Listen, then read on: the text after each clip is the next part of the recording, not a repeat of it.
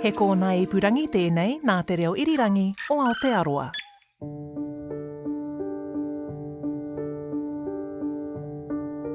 They agreed to rendezvous back at the lakefront in an hour's time, and she's never been seen since. She never returned, and no one knows whatever happened to her. It's been described as one of New Zealand's most baffling missing persons cases. The disappearance of 36-year-old Heidi Charles, who went missing in Rotorua in 1976 on New Year's Eve. This is Season 5 of Crimes NZ, and I'm Jesse Mulligan. In this podcast, I talk with people about some of New Zealand's most serious crimes. So to tell us about the Heidi Charles case, I'm joined by true crime writer Scott Bainbridge. Heidi was a German-born woman who travelled all over the world, and she met her husband, who was also a traveller, and they decided in March 1976 to settle in New Zealand. They had two sons aged 8 and 6, and they settled in Wellington, and they'd only been in New Zealand for 9 months, but they evidently, they both had secure jobs and growing family and stuff, and then at the end of the year, they decided to travel around New Zealand and holiday in Rotorua. At that time, Heidi had missed her elderly father, and he had arrived in New Zealand only a couple of weeks earlier, so she was, over the moon to spend some time with him. And they planned to camp at on the shores of Lake Rotoiti in Rotorua, and on New Year's Eve they decided to travel into Rotorua to enjoy the festivities that the town had to hold, and they decided to do some shopping for that night's dinner. They arrived in their camper van around just before midday, and Heidi and Robin, her husband, said to the boys, well, you guys go and play in the playground and we'll pick you up in about an hour. But Heidi sort of all of a sudden said to her husband, look, I'd like to do the shopping by myself. And so he left her to it, and they agreed to rendezvous back at the lakefront in an hour's time. And she's never been seen since. She never returned, and no one knows whatever happened to her. When was she last seen? Well, there was one sighting half an hour after she departed, about 12:30 at a woman's clothing store in Tūtanakai Street, and then no other sighting. Now, Rotorua New Year's Eve in the afternoon, there were close to about 70,000 people. So it was, there was a huge throng of people in town, and she just vanished off the face of the earth. After she was reported missing, there were a number of sightings of somebody fitting her description on the road out of Rotorua and in Atiamuri, which is sort of between Rotorua and Taupo. When you say on the road, like hitchhiking? Yeah. Two travellers believe that they saw her hitchhiking along the road. But there's no one came forward to say that they'd picked her up or anything like that. If you compare that to the Mona Blades disappearance a year earlier, the Mona had been picked up by a few people and they had come forward. But in this particular case, only a handful of people saw her hitchhiking. You've described this particular case as very mysterious, Scott. Yeah, well, look, the 1970s was the era of what they call the motorised offender, where there were a number of girls and women that had been picked up by an offender in a vehicle and murdered, and a lot of their cases are unsolved. Now, with this particular one, there was nothing to suggest that she had been murdered, and I know that there were a number of men interviewed in the weeks after her disappearance, including two men from Rotorua that were also interviewed in relation to the Mona Blades disappearance, but those two men had cast iron alibis, and so they were discounted. Equally, there was nothing to suggest that she had staged her own disappearance, because her family believed that she was quite happy at home, and she had a part-time job, and she was studying, and she was enjoying her life in New Zealand. When did they raise the alarm, by the way? Was it after she didn't show up for her for that arranged rendezvous? Yeah, well, after she failed to arrive at 1 o'clock at the van, her husband sort of waited around a bit and collected the boys, and then they drove around the township, all the streets, and no sign of her, and they went into Durant's supermarket where she was supposed to go. Nobody reported, seeing her, anybody of her description. And they made inquiries at the local hospital in case she had an accident and with the police, and it was towards the end of the day that they officially reported her missing. In between time, they did go back to the lake camp and with the possibility that she had become lost and found her own way back to the camp, but no one had seen her. And how solid is that sighting at 12:30 in the women's clothing store, half an hour before she was meant to be meeting the rest of her family? Well, she was. The shop assistants described her as having an accent, and also she was wearing pretty distinctive clothing. So she was wearing sort of bright orange slacks and a striped blue and white T-shirt. And remember, this is the 1970s, so those colours they didn't sort of stick out too much. But they were adamant that that she did pop in for a few minutes and then leave. Which also seems to suggest that it wasn't her staging her own disappearance, because, if you leave your husband at midday and you've got an appointment to meet the family back at 1 p.m, you wouldn't think you'd go shopping before staging a disappearance, at least not clothes shopping. No, that's right. And the police did sort of look at the possibility that she may have staged her own disappearance, but in her handbag back at the camp were her passport and her in her purse, and had she wanted to disappear or go overseas again, she would have obviously needed her passport. Even back in the 70s, where it was reasonably easy to travel in between countries, you still needed a passport. So did police have any leads at all?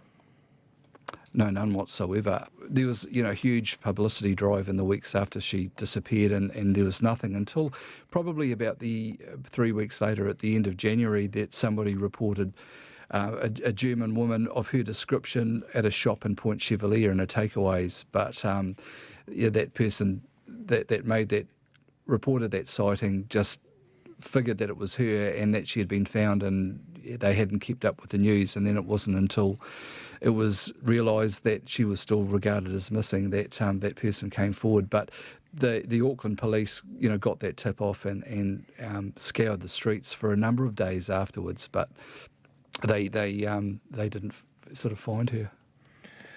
They did a bit of a hot pools test. Can you tell us about that?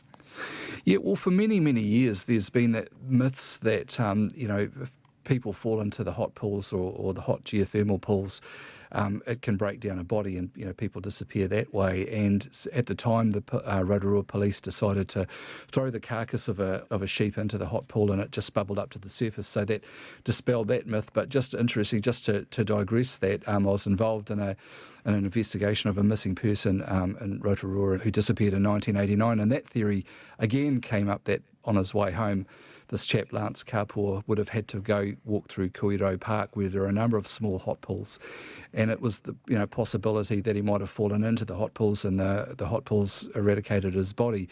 So as part of the experiment, and with the cooperation of a pathologist, the Rotorua City Council and local iwi, we put the carcass of a recently killed pig into a hot pool, one of the hotter of the pools in Kuiro Park. And the reason why putting a pig in there was the pig makeup is very similar to that of a human, and we monitored that pig in the hot pool for about 2 or 3 days, but it didn't break the body down whatsoever. It certainly boiled the heck out of it, and it created one heck of a smell too, but it didn't destroy or break down the body at all. So yeah, the myth of somebody falling into a hot pool and disappearing that way, that myth was dispelled. What did her husband make of this? Did he have any thoughts as to what had happened?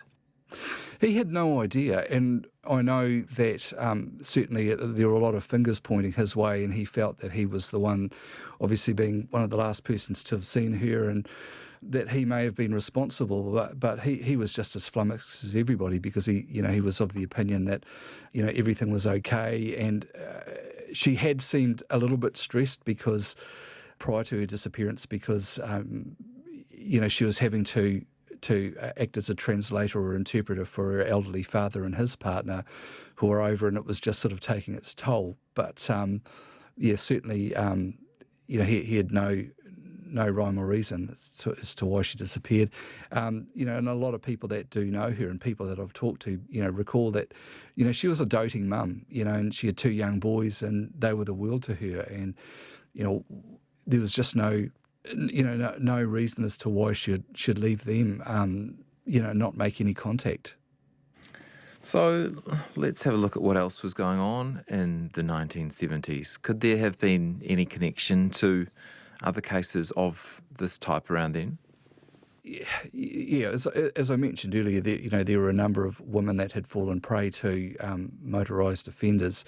Each one of those had different suspects, and I believe the police would have looked at those at the time. But there was nothing really that stood out. And certainly, like if you, as I say, compare it to Mona Blades and Jennifer Beard, Jennifer Beard was found, but police realised reasonably early on that Mona was probably murdered. With Heidi, it was less obvious. Also, if she was abducted, it would have been, it was in the middle of the day in front or among so many people. It would have, something would have stood out there. It's just a pure mystery. And I've known about this case for many years, and I did discuss it at length back in the 1980s with the detective that was involved with both that one and Mona Blades, the late Ned Ryan, and even he said that he changed his mind every so often as to whatever happened to her, whether she was killed or whether she staged her own disappearance. Certainly she did have. I did say that her purse was found at the camp, but it was known that she had a reasonable amount of money on her. She had $200 in cash, and in 1976 that was. I'm not sure what the conversion was, but it was probably worth a couple of thousand in today's denominations, but her elderly father had given her a $200 as well, so she was carrying around a significant sum of money.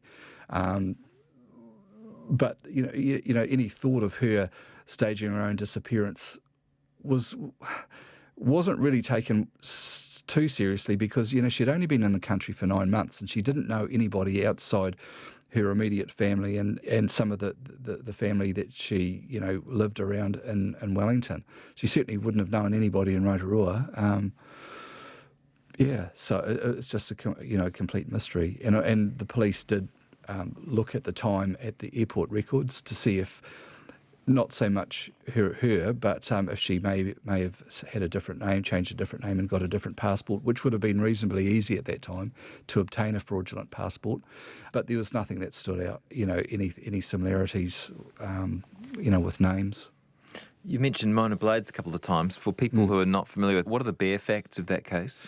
Well, it was Queen's birthday weekend, yet it's a public holiday in 1975, which was about 18 months before Heidi disappeared. And Mona was on her way to visit family down in Hastings, and she left Hamilton in the morning, and she got picked up several times hitchhiking, but the last sighting was just outside Taupo, and she was seen as a passenger in an orange Datsun station wagon that was seen diverting down Martia Road, which is a side road between Napier and Taupo. And the car had been parked up, and very shortly afterwards that car returned on its way, and Mona's never been seen again. But it's believed that Mona was murdered by the man in that orange Datsun station wagon.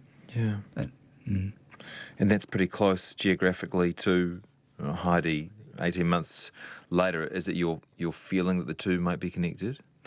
I had thought that, but having talked to the detective involved and other people, I would say not. The only similarity really is, as you say, it was in the same kind of region. It was a public holiday, and they were both hitchhiking. But the police were at that stage were pretty certain that they had the suspect they knew the suspect of Mona's disappearance, and he had died, although in recent years another person has come to light. I don't know whether or not he's been interviewed in regards to Heidi's disappearance.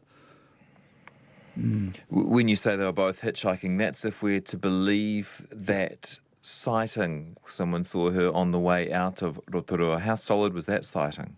Oh, they were pretty solid. They came forward not long after it was publicised, and the people had given a lot more detail, as particularly around the clothing that she wore, and that sort of spurred police to give it some credence that the sightings were genuine. Okay. I also just want to mention a possible, I think this has been ruled out, but a possible connection with the notorious Australian serial killer, Ivan Milat. Yeah, well, Ivan Milat, a mass murderer from Australia. He was convicted in the late 90s, I think, or it might have been the early 2000s, of a number of murders of a number of backpackers over in Australia. And when his crimes came to light and they delved in a bit more into his background to see whether or not he was responsible for any more, it was learned that he was living in New Zealand between April 1971 and April 1974. So police, senior detectives sort of got together to have a look at the files to see, if there were any women that were missing or were murdered, and their cases remained unsolved in that time. But in between that time, there were 1971 and 1974, there were very few murders in New Zealand, and of those, they were all solved. So there was no sort of outstanding unsolved murder that they could attribute to him. And when he was in New Zealand, Milat had escaped Australia because he'd committed a reasonably big bank robbery, and he was on the run. So he lay low for the time that he was here, just picking up labouring jobs here and there. But certainly there were no serious crimes attributed to him during his stay here.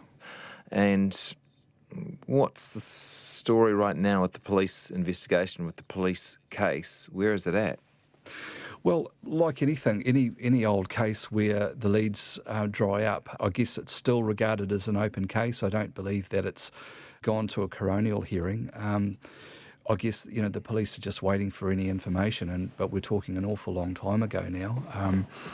I originally wrote about the case in my very first missing person book called Without Trace, and shortly afterwards, when that came out, I received a number of calls. A lot of them were oddball theories, but there were two gentlemen that did contact me, respective of each other, and they both knew the Charles families respectively in Wellington in the 1970s, and they were in the Boy Scouts with Heidi's sons, and both of them at different times told me that we heard Mr. Charles say to one of the boys, if you don't do as you're told, I'll do what I did to your mum. So casting sort of light on the possibility that Robin Charles murdered his wife. And I raised that with Alex Charles, that's Heidi and Robin's eldest son, and he scoffed and laughed at the suggestion. He said that, look, it's just absolutely not true at all.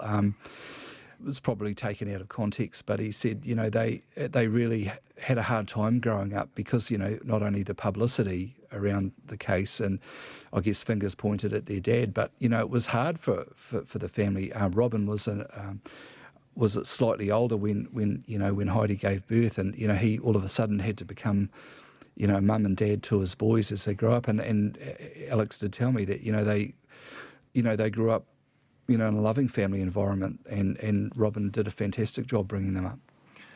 So what's your personal theory? That changes all the time. When I first delved into it, I was of the belief that Heidi was murdered. And she was picked up by, hitchhiking, and she was picked up and she was murdered. But the more I think about it, I do struggle with that sometimes. Any abduction would have had to have been spontaneous and in a busy public area.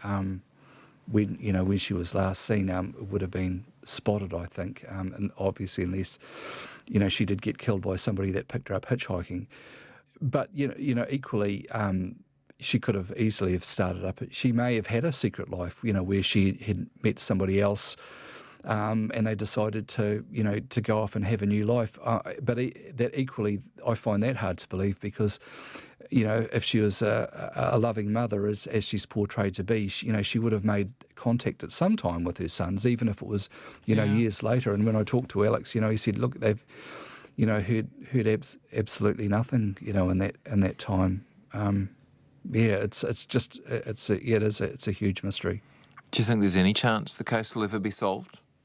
I don't think so. Unless somebody has a deathbed confession, or if Heidi is alive herself, she comes forward, and also, or if they find a body, I suppose. Or if they find the body, yeah. And that's happened before, where missing people have been found years and years later. Look at Jane Furlong. Her body was found sort of over 20 years after she disappeared.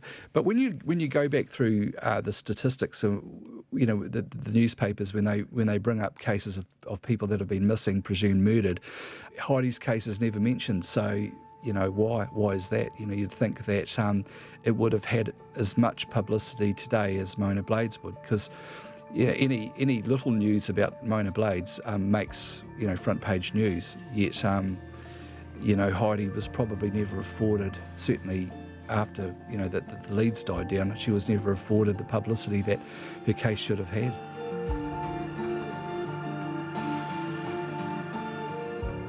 You've been listening to Crimes NZ with me, Jesse Mulligan. You can find more episodes of this series on the RNZ podcast page. It's also on Apple, Spotify, iHeart, or wherever you catch your favourite podcasts. Follow the series. It'll mean you won't miss an episode. And if you're looking for your next podcast fix, try Let's Be Transparent, an insight into gender transition from a young man and his mum who've recently navigated the process. And I'm on RNZ each afternoon from 1 to 4 p.m. with an upbeat mix of New Zealand stories from the curious to the compelling. You can find our show on RNZ National.